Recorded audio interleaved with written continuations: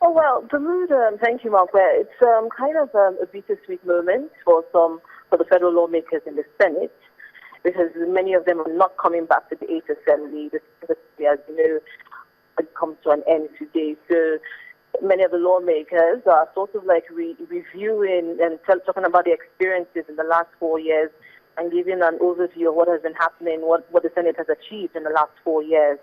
Like we've heard today that 591 bills were introduced to the Senate in the Seventh Assembly, out of which 123 have been passed, and other bills are in different legislative stages. Some of the key bills passed in the Seventh Assembly in the Senate are the same-sex marriage bill, the Violence Against Persons bill, the Disabilities bill, the Terrorism bill, the Anti-Terrorism bill, among others. So it's just been a very, very interesting time in the Senate at this moment as the valedictory session is on.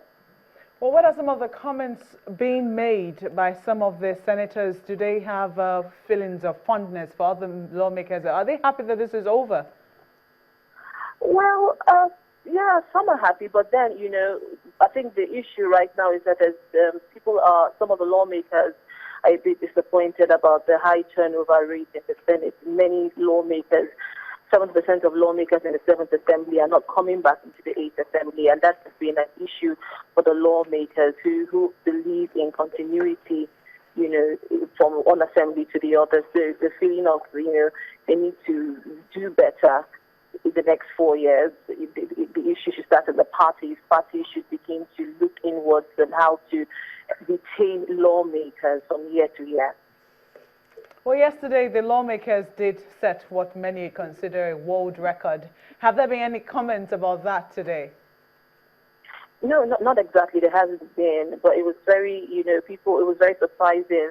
The House of the Senate in 10 minutes, plenary passed 46 bills, but they explained that it was to do reciprocal and to make it reciprocal to the House of Representatives, for them to ensure that it passed this bill, because this is the last day of the Seventh Assembly. They need to pass this bill, because after today, when the Eighth Assembly resumes on Tuesday, they will need to start the process again.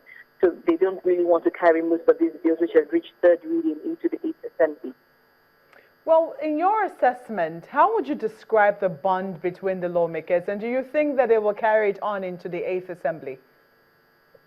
You said, how would I describe? How would you assess the bond amongst lawmakers, especially the senators? Do you also think that they will carry that bond, if they do have one, into the Eighth Assembly? Well, that, like I said, them are not coming back. 70% of lawmakers are not coming back. There's going to be a lot of change, really.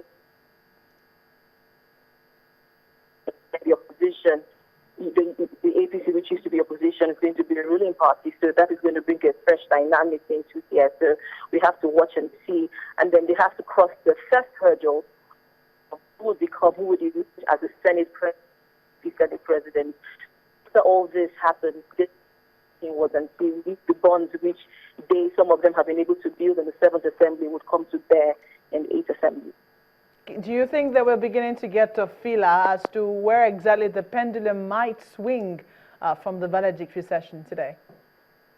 It's very, very close. We can't say this has to be one of the most tightly contested elections in the National Assembly in a while, because the two major candidates up in the Senate, Professor Ahmed Lawan and Senator Saraki, are credible candidates. So for now, both sides are claiming the numbers of lawmakers on their side. So, but it will be on Tuesday before we really see what exactly is happening. But it's too close to call for now. Well, thank you, Linda. Our correspondent, Linda Akhigbe, covering the valedictory session of the 7th Senate in the 7th National Assembly